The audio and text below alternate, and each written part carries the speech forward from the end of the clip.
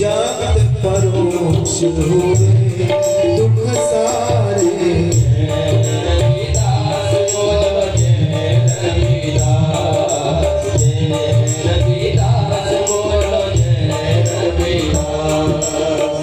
दाह कर्म पितृ गत है की,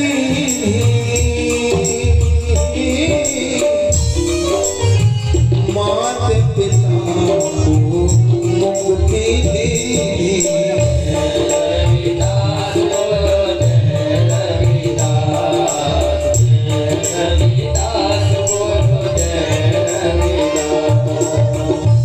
आज दादा है तो गांधी चित्र को और इस दुनिया को छोड़कर के चले गए, और पिता राहु ने उन्हें जल समाधि दी जा गई है या थल समाधि दी जाती है। क्यों?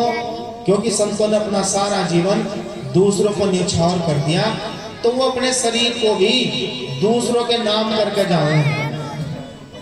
जैसा धरती में उनको समाधि दे दी गई, क्यों दी गई? क्योंकि वो कहते हैं कि मेरा शरीर दूसरे जीव जंतुओं के काम आना चाहिए, और धरती में जितने भी कीड़े मकोड़े वो सब खा खा को कुछ दिन तक अपना जीवन चलावे। यानी कि मरने के बाद भी वो अपना शरीर कीड़े मकोड़ों को दान करके चले जाते हैं कि भाई इसमें आग न लगाइयो, यो जीवों के काम आना चाहिए। और कभी भी संत के शरीर के साथ नमक नहीं डालना जाता, क्योंकि अगर नमक डाल दिया तो उसमें जीव जंतु होंगे ही नहीं, वो खाली बढ़ जाएगा। और जो संत जल जीवों से प्रेम करते हैं, जैसे बहुत से संत मछलियों को आटा खिलावे हैं, जल में रहने वाले जीवों से बड़ा प्रेम करें, तो वो संत कहते हैं कि मेरा शरीर भी इन्हीं जल में रहने वाले जीवों के काम आना चाहिए। एक बड़े से पत्थर से बांध दिया जाता है उस संत को, और गहरे पानी में नीचे छोड़ दिया जाता है, और उस पत्थर से बंधे बंधे शरीर को उस जल में रहने वाली मछलियां क्या जितने भी उसमें जीव रहते हैं सब उसे खा खा करके अपनी जिंदगी आगे बढ़ाते हैं। और साधारण मनुष्य जैसे आप और हम हैं,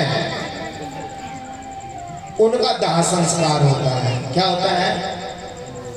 अच्छा, आप सोच रहे होंगे कि और लोग भी दफनावे, लेकिन वो दफनावे तो जरूर, लेकिन उसके साथ ढेर सारा नमक बोरियों डालना है, उसमें डालते नहीं, इसलिए वो किसी जीव के काम नहीं आता।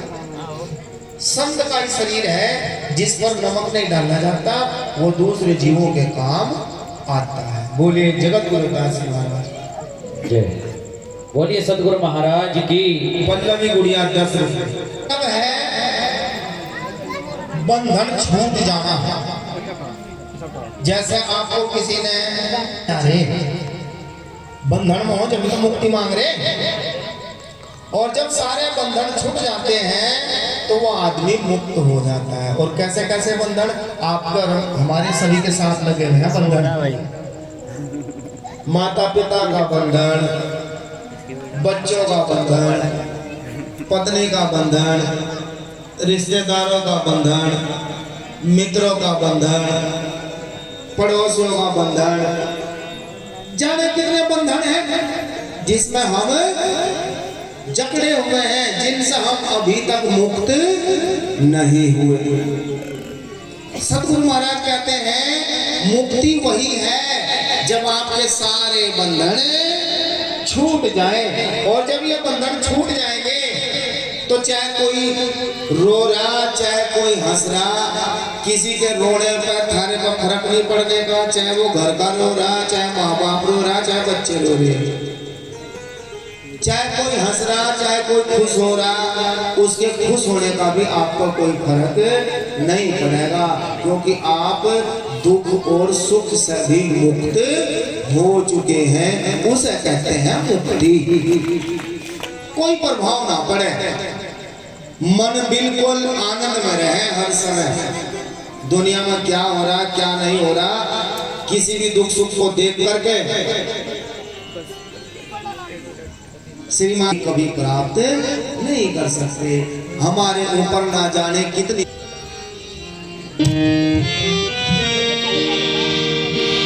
आया है तो जाएगा राजा रंग फकीर। आया है तो जाएगा राजा रंग फकीर। आया है तो जाएगा राजा रंग फकीर। आया है तो जाएगा राजा रंग फकीर। एक सिंहासन चढ़ चला एक बंधा जंजीर। जय रविदास जय रविदास जय रविदास जय रविदास जय रविदास जय रविदास जय रविदास जय रविदास। आया है तो जाएगा राजा रंग फकीर। चाहे कोई राजा है, चाहे कोई फकीर है, चाहे कोई बलशाली है, एक दिन जाना जरूर पड़ेगा। अरे बड़े बड़े संत चले गए, बड़े बड़े विद्वान ज्ञानी चले गए, बड़े बड़े राजा चले गए जिनके राजपाट चलते थे। आपकी और हमारी तो कोई औकात ही नहीं, लेकिन जाने जाने का फर्क होगा। एक सिंहासन चढ़ चला एक बंधा जंजीर।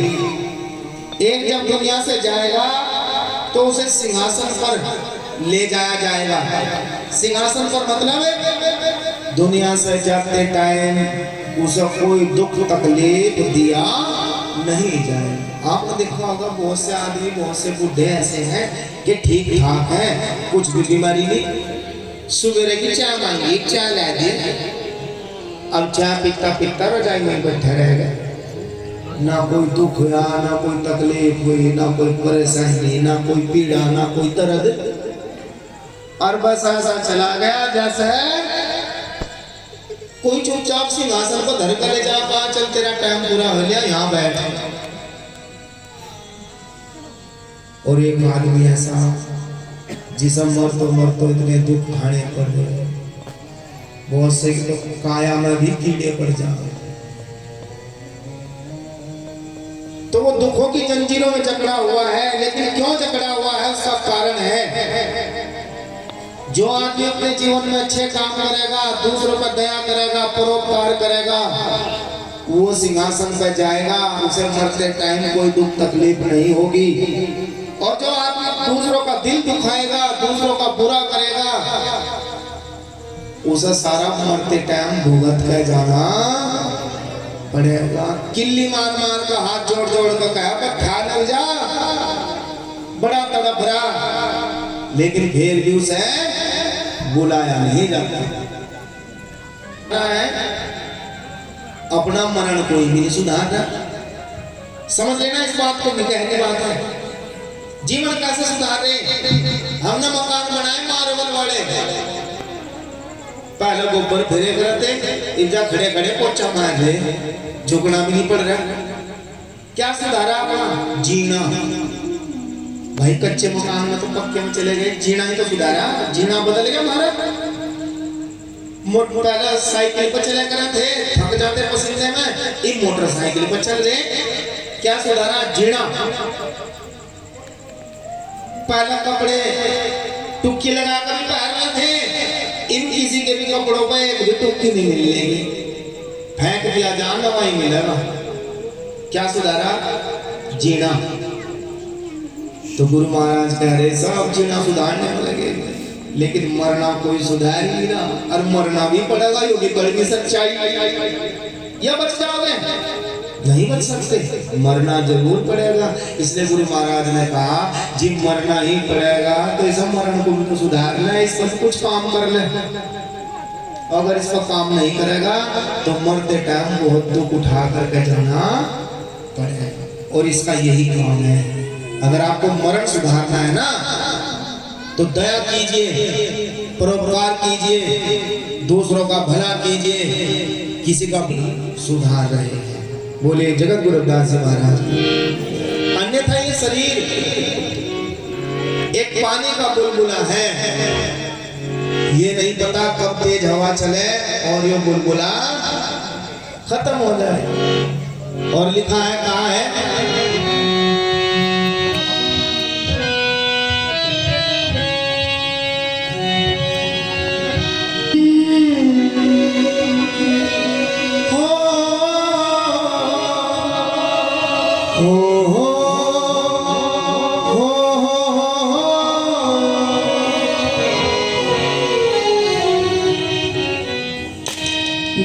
धरती की गोद में तुझे सोना है,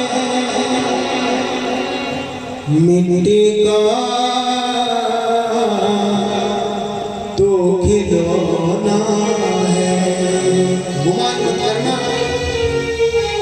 यो शरीर माटी का बना हुआ, काहे का बना हुआ, और इस माटी में मिलना पड़ेगा। देखो इस धरती पर हवा है, पानी है, अग्नि है जो सूरज से मिलती है, नहीं मिट्टी है, और ये सारी चीजें इस शरीर में भी है। आकाश है ना धरती पे, वो सारी चीजें इस शरीर में है। यानी इस मछली बनाने शरीर, इस शरीर में धरती जो है, शरीर धरती माटी, और इसमें हवा भी है आ रही जा रही। अगर एक दिन भी हवा नहीं जानी बंद हो जाना तो समझ गया का हम बचाए के ऑक्सीजन के सिलेंडर धर लियो। इसमें अग्नि भी है, इसमें गर्माहट भी है। अगर जरा से भी गर्मी कम होना तो हाथ पैर रगड़ना शुरू करते हैं, हाय ठंडा होता जा रहा, हाथ पैर रगड़ दो जल्दी जल्दी से। यानी कि बिना अग्नि के भी वो शरीर नहीं चल सकता। और पानी भी इसमें इतना ही है कि ना धरती पर 70% पानी है, कितना है, और 70% इस शरीर। इसके अंदर रहने वाली अग्नि में चली जा, इसके अंदर रहने वाला पानी में चला जा, और ये जो पूरा शरीर है ये माटी है, ये जो का तो माटी में मिल जा। और आकाश भी है इसके पास, आकाश है ये मन।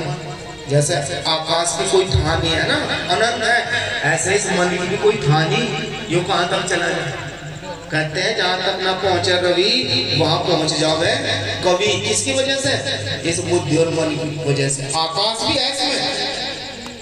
तो सारी चीज इसी प्रकृति से मिलकर के जो शरीर बना, और जब ये नष्ट होगा तो ये सारी चीजें इन्हीं सब चीजों में वापस मिल जाएंगी।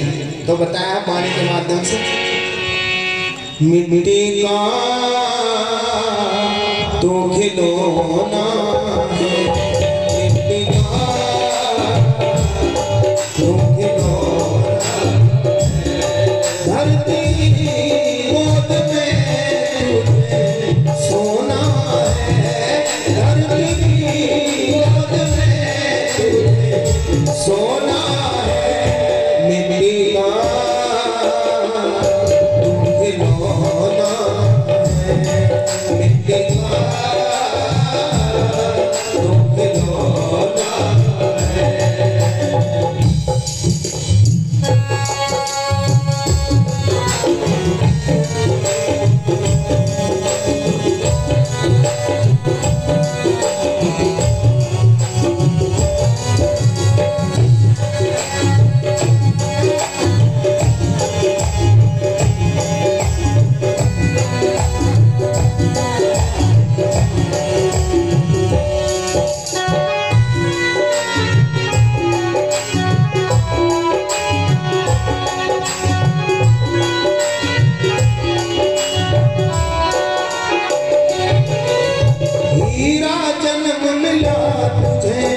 तुझको मिले दिन चार, पाना है तो पाले इसमें तू सतगुरु का प्यार। हीरा जन्म मिला तुझे, तुझको मिले दिन चार, पाना है तो पाले इसमें तू सतगुरु का प्यार। मन के मैल को अब धोना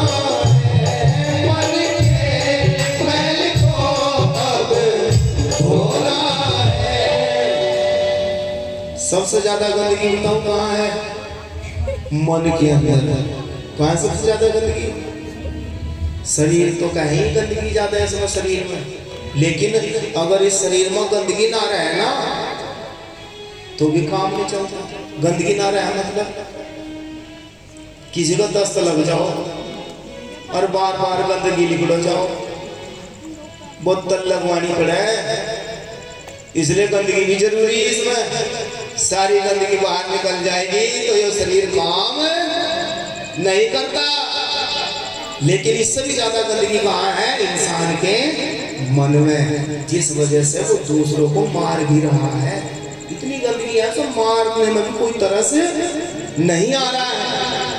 तो वाणी में बता दिया, अगर अपना मरण सुधारना है तो पहले इस मन को धो ले, और जब ये मन साफ होगा तो गुरु महाराज ने आगे कथा में भी बताया है कि मन चंगा तो कठोती में गंगा। जब मन चंगा होगा तो तेरे सारे काम अच्छे होंगे, और अगर मन तेरा साफ नहीं है तो तू कोशिश भी करता रहेगा, फिर भी तेरे काम नहीं बढ़ेंगे। इसलिए कहा है मन के मैं